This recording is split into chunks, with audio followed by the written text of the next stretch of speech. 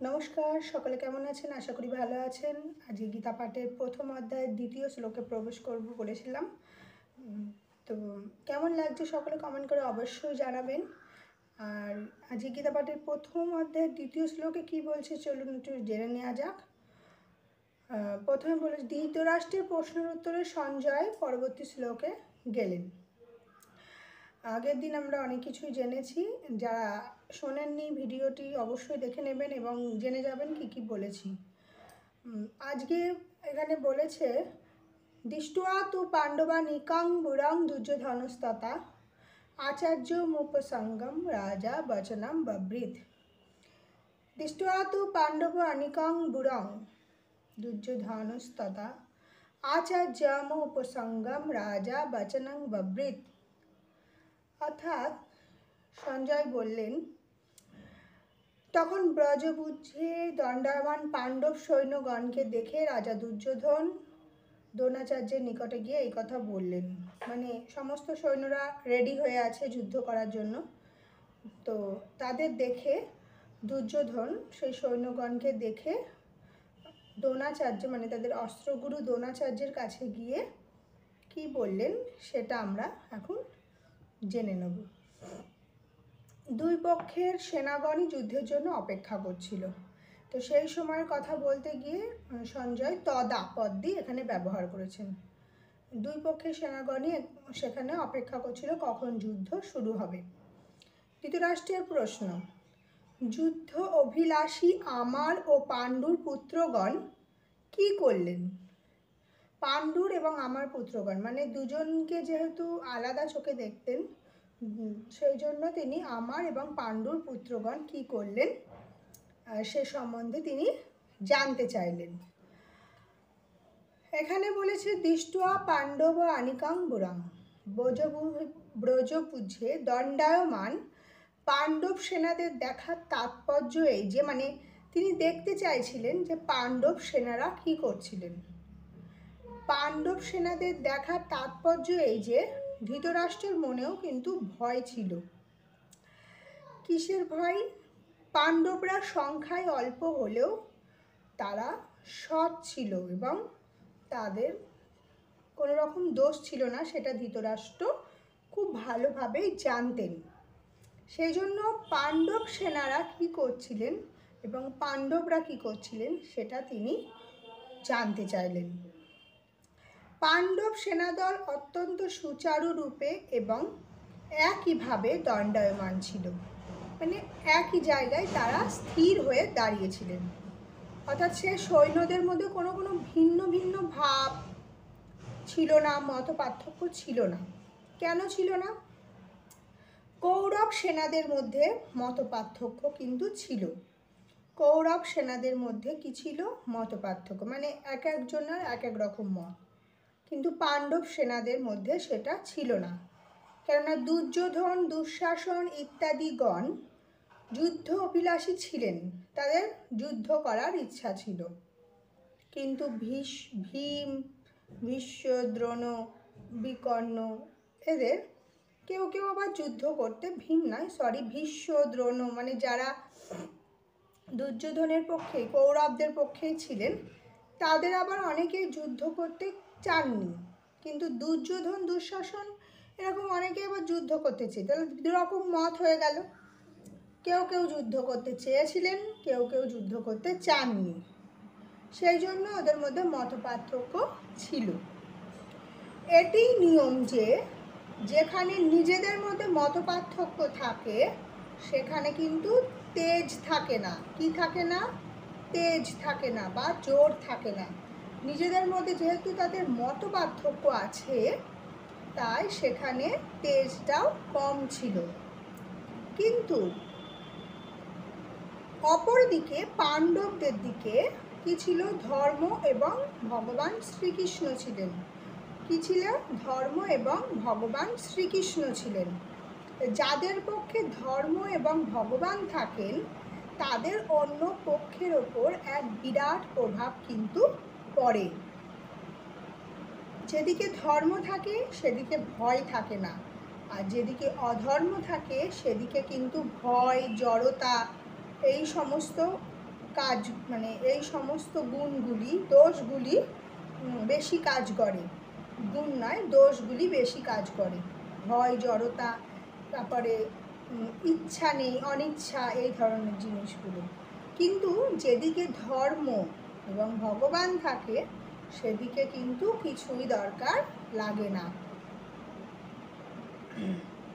সেই জন্য সংখ্যায় কম হওয়া সত্ত্বেও পাণ্ডব সৈন্যদের কি ছিল? তেজ ছিল, মনোবল ছিল, অপরপক্ষের ওপর তার একটা বিরাট প্রভাব পড়েছিল। যেহেতু পাণ্ডব সৈন্যরা কিন্তু সংখ্যায় অনেক কম, কিন্তু তাই কি তাদের কিন্তু মনে বিশাল জোর ছিল, কারণ তারা তো সৎ, তারা তো কোনো অন্যায় করেনি, সেজন্য তাদের কিন্তু কোনো রকম ভয় ছিল না। সংখ্যায় সেই জন্য কম হওয়া সত্ত্বেও পাণ্ডব সৈন্যদের কি ছিল? তেজ ছিল। তাই পাণ্ডব সৈন্যরা দুর্যোধনের ওপরও প্রভাব বিস্তার করেছিল। সেই জন্যই তিনি দ্রোণাচার্যের নিকট গিয়ে রণনীতির প্রসঙ্গ উত্থাপন করে কথাগুলো বলেছিলেন। দুর্যোধন দ্রোণাচার্যের নিকটে গিয়ে কী কী কথা বলেছিলেন সেগুলো আমরা পরে আলোচনা করব। এখন আপাতত যেটি আলোচনা হচ্ছে সেটি আলোচ্য বিষয় হয়ে থাক। রাজা দুর্যোধন। দুর্যোধনকে রাজা বলা হয়েছে কেন, এবার আমরা একটু জেনে নিই। দুর্যোধন ভীষণ দুষ্টু প্রকৃতির লোক ছিলেন, কিন্তু তা সত্ত্বেও দুর্যোধনকে রাজা বলা হয়েছে। দুর্যোধনকে রাজা বলার তাৎপর্য হচ্ছে এই যে এখানে রাজা কে বলেছে? ধৃতরাষ্ট্র বলেছে। রাজা বলার তাৎপর্য কেন? ধৃতরাষ্ট্রের সর্বাপেক্ষা বেশি মোহ বা স্নেহ ছিল দুর্যোধনের ওপরেই। বংশগত বিচারেই দুর্যোধনই ছিলেন কিন্তু যুবরাজ।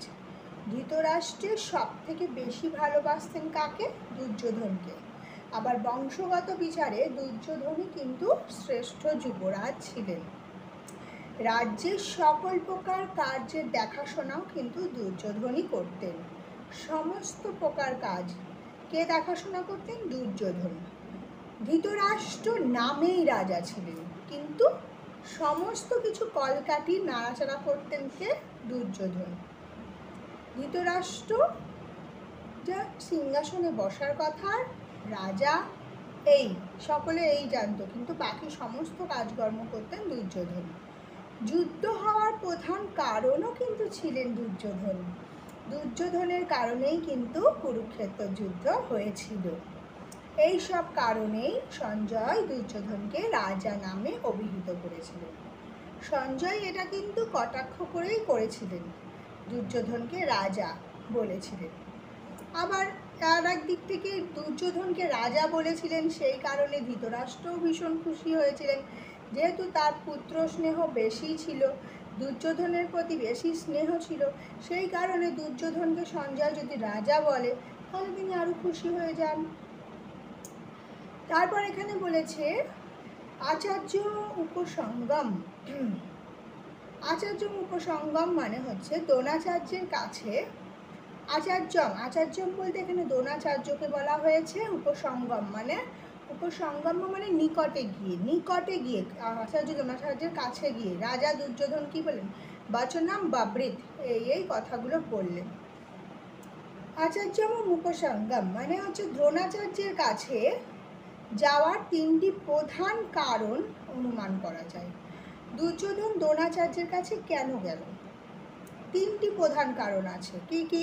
এক, নিজের স্বার্থ সিদ্ধি করার উদ্দেশ্যে, অর্থাৎ দ্রোণাচার্যের মনে পাণ্ডবদের প্রতি বিদ্বেষ উৎপন্ন করে, তাকে নিজের পক্ষে বিশেষভাবে আনার জন্যই দুর্যোধন দ্রোণাচার্যের নিকট গিয়েছিলেন। এক নম্বর কারণটা কি? যে নিজের স্বার্থ সিদ্ধি করার জন্য। তাতে দ্রোণাচার্য তো দুর্যোধনদেরও অস্ত্রগুরু, আবার পাণ্ডবদেরও অস্ত্রগুরু, কৌরব পাণ্ডব সবারই অস্ত্রগুরু। তো সেই কারণে দ্রোণাচার্যের মনে যাতে বিদ্বেষ ভাব তৈরি করা যায় পাণ্ডবদের পক্ষে হয়ে, পাণ্ডবদের সম্বন্ধে, সেই কাজ করার জন্য দুর্যোধন দ্রোণাচার্যের কাছে গিয়েছিলেন। আচ্ছা, বিদ্বেষ ভাব মানে তাদের প্রতি বিরক্তি ভাব যা তাদের কাজে অসন্তুষ্টতা, এই সমস্ত কিছু। 2, ব্যবহারিক দিক থেকে গুরু সুলভ সম্মান জানাবার উদ্দেশ্যেই দ্রোণাচার্যের নিকট যাওয়ার প্রয়োজন ছিল। ব্যবহারিক দিক থেকে মানে উনি যেহেতু অস্ত্রগুরু, আমাদের শিক্ষাগুরু, অস্ত্রগুরুদের আমরা যেরকম সম্মান দিই, সেই রকম দুর্যোধনও তার অস্ত্রগুরুকে সম্মান জানানোর উদ্দেশ্যেই তার কাছে গিয়েছিলেন। এটা খুব ভালো কথা। তৃতীয়ত, যুদ্ধে যিনি প্রধান তাকে সৈন্যদলের মধ্যে যথাযোগ্য স্থানে স্থাপন করাই অত্যন্ত জরুরি ব্যাপার। যুদ্ধের যিনি প্রধান, যিনি অস্ত্রবিদ্যা শিখিয়েছেন, যুদ্ধ শিখিয়েছেন, তিনি হচ্ছেন দ্রোণাচার্য। তা তিনি যেহেতু প্রধান, তাই তাকেই যথাযোগ্য স্থানে স্থাপন করাই অত্যন্ত জরুরি ব্যাপার ছিল। না হলে বিশৃঙ্খলা সৃষ্টি হয়, মানে তিনি মনে মনে অসন্তুষ্ট হতেন। সেই কারণেই দুর্যোধন দ্রোণাচার্যের নিকট গিয়েছিলেন। তাই দুর্যোধনের পক্ষে নিজে দ্রোণাচার্যের কাছে যাওয়া অত্যন্ত ন্যায়সঙ্গত ছিল। এখন এখানে প্রশ্ন হতে পারে, কি প্রশ্ন? দুর্যোধনের তো পিতামহ ভীষ্মের কাছে যাওয়া উচিত ছিল, কেননা তিনিই ছিলেন সেনাপতি। দুর্যোধনের পিতামহ ভীষ্মের কাছে যাওয়া উচিত ছিল, কেননা তিনি ছিলেন সেনাপতি। তা সত্ত্বেও দুর্যোধন গুরু দ্রোণাচার্যের নিকট কেন গেলেন? এখানে প্রশ্ন আসছে। এই প্রশ্নটা হচ্ছে দুর্যোধন ভীষ্মের কাছে না গিয়ে দ্রোণাচার্যের কাছে কেন গেলেন? ভীষ্ম তো সেনাপতি, তার কাছে কেন গেলেন না? তার উত্তরে বলা যায়, তার উত্তরটা কি? তার উত্তরে বলা যায় যে দ্রোণ এবং ভীষ্ম দুজনেই উভয় দলের পক্ষপাতী ছিলেন, অর্থাৎ তারা কৌরব পাণ্ডব দুই পক্ষেরই পক্ষপাতী ছিলেন। তো এই দুজনের মধ্যে দ্রোণাচার্যকে সন্তুষ্ট করার বেশি প্রয়োজন মনে হয়েছিল, কারণ দ্রোণাচার্যের সঙ্গে দুর্যোধনের গুরু শিষ্য সম্পর্কজনিত স্নেহ ছিল, কিন্তু কৌটুম্বিক সম্পর্ক বা স্নেহ ছিল না, যেটা ভীষ্মের সাথে ছিল। আর অর্জুনের ওপর দ্রোণাচার্যের বিশেষ স্নেহ ছিল, অর্জুনের ওপর দ্রোণাচার্যের খুব ভালোবাসা ছিল, যেটা দুর্যোধন জানতো। আর অর্জুনের ওপর সেই জন্য তাকে খুশি করতেই দুর্যোধনের তার নিকটে যাওয়া অত্যন্ত জরুরি হয়ে পড়েছিল, যাতে অর্জুনের বিরুদ্ধে দ্রোণাচার্যের মনে একটু বিষ ঢেলে দেওয়া যায়, সেই জন্য। ব্যবহারিক জীবনেও দেখা যায় যার সঙ্গে স্নেহ সম্পর্ক থাকে না, তার দ্বারা কোনো স্বার্থসিদ্ধি করাতে হলে সাধারণ মানুষ তাকে অধিক সম্মান দেখিয়েই সন্তুষ্ট করে থাকে। ঠিক আছে? দুর্যোধনের নিজের বিশ্বাস ছিল যে ভীষ্ম যেহেতু তার পিতামহ, তাই তার কাছে সশরীরে হাজির না হলেও তার স্নেহের কোনো ঘাটতি ঘটবে না। মানে যেহেতু পিতামহ, সেহেতু তার পক্ষে হয়েই ভীষ্ম সবসময় কাজ করবে এবং ভীষ্ম তার প্রতি স্নেহ যেমন ছিল তেমনই অটল থাকবে, কখনো নষ্ট হবে না। কিন্তু দ্রোণাচার্যের আবার অর্জুনের প্রতি একটু বেশি টান ছিল, সেটা দুর্যোধন জানতো। তো সেই কারণেই দ্রোণাচার্যের নিকটেই সে প্রথমে গিয়েছিল। যদি তিনি কোনো কারণে অপ্রসন্ন হন, তাহলেও তাকে যে কোনোভাবেই প্রসন্ন করা সম্ভব। এখানে দুর্যোধন মনে করেছে যে ভীষ্মের কাছে আগে না গিয়ে ভীষ্ম যদি মনে মনে অসন্তুষ্ট হয়ে থাকে, ঠিক আছে, তাকে যেহেতু সে তার পিতামহ, তাও তাকে বুঝিয়ে টুঝিয়ে ঠান্ডা করে দেওয়া যাবে। কারণ পিতামহ ভীষ্মের সঙ্গে দুর্যোধনের আত্মীয়তা স্নেহ সম্পর্ক ছিল, আর ভীষ্ম দুর্যোধনকে পৌত্র হওয়ার সুবাদে স্নেহই করতেন। সে কারণে ভীষ্ম দুর্যোধনকে প্রসন্ন করার জন্য উচ্চ রবে কী করলো? শঙ্খধ্বনি করেন। উচ্চ রবে, খুব জোরে, মানে দুর্যোধনকে প্রসন্ন করার, ভীষ্মকে প্রসন্ন করার জন্য কী করলো? অতিরিক্ত ভীষ্ম কী করলো? ভীষ্ম কিন্তু উচ্চ রবে শঙ্খধ্বনি বাজালো। ঠিক আছে? দুর্যোধনকে প্রসন্ন করার জন্য, দুর্যোধনকে খুশি করার জন্য। ভীষ্ম দুর্যোধনকে পৌত্র হওয়ার সুবাদে খুব স্নেহ করত, সেই জন্য তিনি কী করলেন? খুব জোরে শঙ্খধ্বনি বাজালেন।